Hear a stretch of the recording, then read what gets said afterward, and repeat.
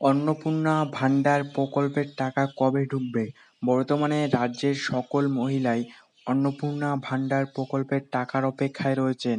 কবে ঢুকবে আপনাদের অন্নপূর্ণা ভান্ডার প্রকল্পের টাকা? কারা কারা এই টাকা পাবেন না এবং কারা এই অন্নপূর্ণা ভান্ডার প্রকল্পের প্রতি মাসে ৩,০০০ টাকা করে পেতে চলেছেন?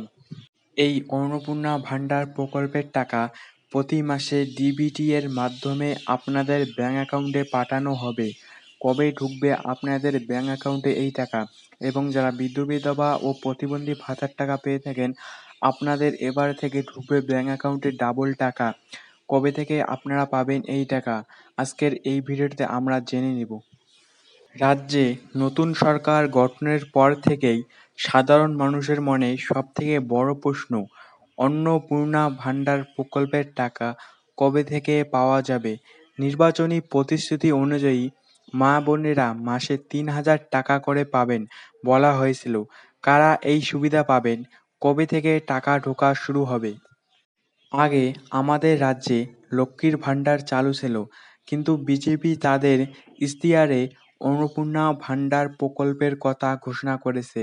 এই প্রকল্পের মূল বৈশিষ্ট্য হল ভাতার পরিমাণ প্রতি মাসে ৩,০০০ টাকা করে সাধারণ এবং সংরক্ষিত সব বিভাগের মহিলাদের জন্য প্রতি মাসে প্রকল্পের টাকা দেওয়া হবে। এই অন্নপূর্ণা ভাণ্ডারের মূল লক্ষ্য হল মহিলাদের আর্থিক স্বনির্ভরতা আরও বাড়ানো। মুখ্যমন্ত্রী শুভেন্দু অধিকারী ঘোষণা করেন, অন্নপূর্ণা ভাণ্ডার প্রকল্পের টাকা আগামী ১লা জুন থেকে প্রত্যেক মহিলাদের ব্যাংক অ্যাকাউন্টে ঢুকতে শুরু হয়ে যাবে অন্নপূর্ণা ভাণ্ডার প্রকল্পের টাকা।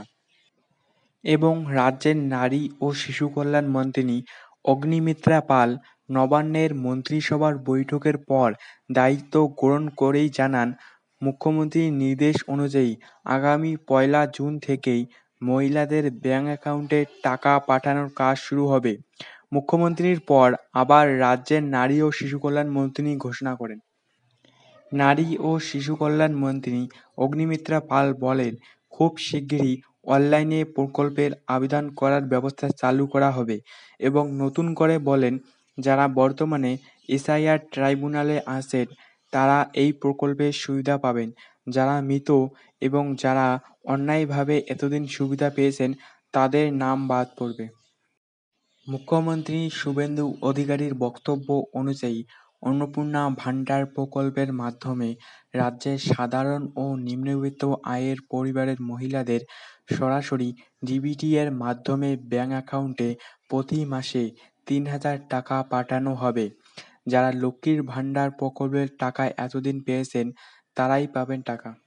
এই অন্নপূর্ণা ভাণ্ডার প্রকল্পের ফলে রাজ্যের লক্ষ লক্ষ মহিলা উপকৃত হবেন বলে মনে করা হচ্ছে।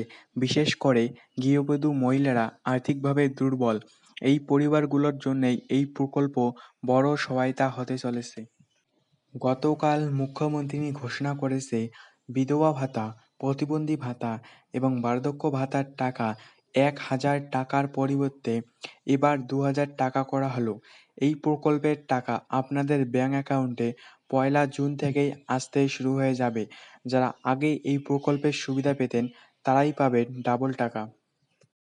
তো আপনাদের অন্নপূর্ণা ভাণ্ডার প্রকল্পের টাকা ১লা জুন থেকেই ব্যাংক অ্যাকাউন্টে ডিবিটি এর মাধ্যমে আসতে শুরু হয়ে যাবে এবং আপনারা যারা বার্ধক্য ভাতা এবং প্রতিবন্ধী ভাতার টাকা পেয়ে থাকেন আপনারা এবার থেকে ২,০০০ টাকা করে ব্যাংক অ্যাকাউন্টে ঢুকতে চলেছে। মুখ্যমন্ত্রী শুভেন্দু অধিকারী বলেছেন, যারা বার্ধক্য ভাতা এবং প্রতিবন্ধী ভাতার টাকা পেয়ে থাকেন আপনাদের এবারে ডাবল টাকা দেওয়া হবে। নতুন সরকারের প্রতিশ্রুতি, আপনাদের ব্যাংক অ্যাকাউন্টে ঢুকবে ডাবল টাকা।